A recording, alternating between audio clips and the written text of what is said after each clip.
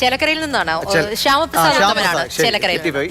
ശ്യാമാണ് ശ്യാമേ നേരത്തെ ലിഷോ ഇവിടുത്തെ കാര്യങ്ങളൊക്കെ പറഞ്ഞു. എങ്ങനെയാണ് പ്രദീപ്, യു ആർ പ്രദീപ് എന്നത് അവർ പറഞ്ഞ പോലെ വി ആർ പ്രദീപ് എന്നാണ് അവിടെ ചില തെരഞ്ഞെടുപ്പ് പ്രചാരണ പരിപാടികളൊക്കെ പറഞ്ഞു. അങ്ങനെ ഇപ്പൊ ചേലക്കരക്കാർ മുഴുവൻ പറഞ്ഞിരിക്കുന്നു വി ആർ പ്രദീപ് എന്നാണ്. അപ്പോൾ എങ്ങനെയാണ് ആഘോഷ പരിപാടികൾ, ഏതൊക്കെ നേതാക്കൾ അവിടെ ക്യാമ്പ് ചെയ്യുന്നുണ്ട്? കാരണം പാലക്കാട്ടെയും വയനാട്ടിലും ഒക്കെ ക്ഷീണം മാറ്റാൻ ചേലക്കരയാണല്ലോ LDF-ന്റെ ഏറ്റവും പ്രധാനപ്പെട്ട കേന്ദ്രം. ആരൊക്കെ അങ്ങോട്ടേക്ക് എത്തുന്നുണ്ട്? അതെ അതെ അതെ, അന്ന് സ്ഥിതി വേറെയാണ്.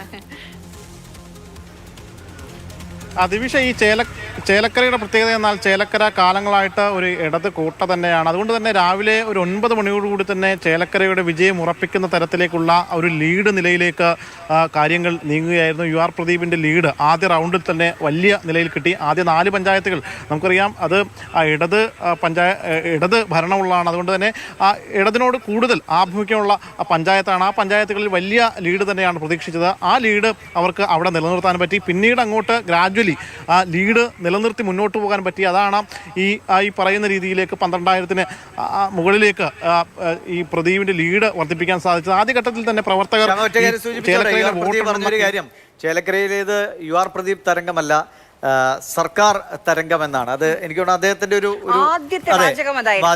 എപ്പോഴും അദ്ദേഹം പറയുന്നതും അങ്ങനെ തന്നെയാണ്. കണ്ടു വിജയിക്കുന്നതിന് മുൻപേ മാധ്യമങ്ങളെ കണ്ടു. എന്നിട്ട് ആദ്യം പറഞ്ഞ കാര്യം ഇത് സർക്കാരിന്റെ വിലയിരുത്തലാണ്. കാരണം തെരഞ്ഞെടുപ്പ് പ്രചാരണ പരിപാടിയിൽ അദ്ദേഹം പറഞ്ഞ ഒരു വാചകം അത് കൃത്യമായിട്ടുണ്ട്.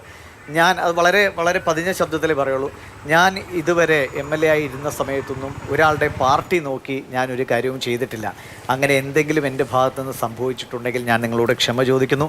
ഇനി അങ്ങനെ ഒന്നും ആവർത്തിക്കാതിരിക്കാൻ ഞാൻ ശ്രമിക്കും. ഇത് ഈ രീതിയിൽ മാത്രമായിരുന്നു അദ്ദേഹത്തിൻ്റെ പ്രചാരണ പരിപാടി. അതുകൊണ്ട് എനിക്ക് തോന്നുന്നു അദ്ദേഹത്തിൻ്റെ വാക്കുകൾ കേൾക്കുന്നവർക്ക് അദ്ദേഹം കൊള്ളാം, വോട്ട് ചെയ്യണമെന്ന് തോന്നുകയും ചെയ്യും. ശ്യാമേ, തുടരാം. ദിവിഷ, അതായത് തുടക്കത്തിൽ തന്നെ ചേലക്കരയുടെ ചെങ്കൊടി കാത്തു എന്ന തരത്തിൽ തന്നെ രാധാകൃഷ്ണൻ ഒരു ഫേസ്ബുക്ക് പോസ്റ്റ് ഇട്ടിരുന്നു. ആ ഘട്ടത്തിൽ ഈ പറയുന്ന 4 പഞ്ചായത്തുകൾ എണ്ണിത്തീർന്നേ ഉള്ളൂ. പിന്നീടാണ് UDF-ന്റെ അനുകൂല പഞ്ചായത്തുകളിലേക്ക് എണ്ണാൻ തുടങ്ങുന്നുള്ളൂ. പക്ഷേ ആ 4 പഞ്ചായത്തുകൾ എണ്ണിയപ്പോൾ തന്നെ വിജയം ഉറപ്പിക്കുന്ന മട്ടിലായിരുന്നു LDF പ്രവർത്തകരുടെ പിന്നീടുള്ള അങ്ങോട്ടുള്ള നീക്കങ്ങൾ. തൊട്ട് പിന്നാലെ തന്നെ പായസവുമായി എത്തുന്നു, ലഡുവുമായി എത്തുന്നു. ഈ വോട്ടെണ്ണൽ കേന്ദ്രത്തിലേക്ക് ആദ്യമായി എത്തുന്നത് രാധാകൃഷ്ണനാണ്. രാധാകൃഷ്ണന് മുമ്പിൽ വലിയ രീതിയിലുള്ള പ്രകടനവുമായിട്ട് മറ്റ് ആളുകൾ, വിവിധ സ്ഥലങ്ങളിൽ നിന്നുള്ള LDF പ്രവർത്തകർ എത്തുന്നു. അതോടൊപ്പം തന്നെ പാർട്ടി ഓഫീസിൽ തന്നെയായിരുന്നു യു ആർ പ്രദീപ് ഉണ്ടായിരുന്നത്. യു ആർ പ്രദീപ് പിന്നീട് രാധാകൃഷ്ണൻ ഇവിടെ നിന്നും ഈ വോട്ടെണ്ണൽ കേന്ദ്രത്തിൽ നിന്നും തിരികെ പാർട്ടി ഓഫീസിലെത്തി യു ആർ പ്രദീപുമായിട്ട് ഒരു പ്രകടനവുമായി തിരികെ ചേലക്കരയിലെ ഈ വോട്ടെണ്ണൽ കേന്ദ്രത്തിലേക്ക് എത്തുന്നു. അവിടെ എത്തി വിജയം ഏറെക്കുറെ ഉറപ്പിച്ചു കഴിഞ്ഞ് അവിടെ നിന്ന് വലിയ രീതിയിലുള്ള ഒരു റോഡ് ഷോ എന്ന നിലയിൽ ഇപ്പോൾ ആ റോഡ് ഷോ പുരോഗമിച്ചുകൊണ്ടിരിക്കുകയാണ്.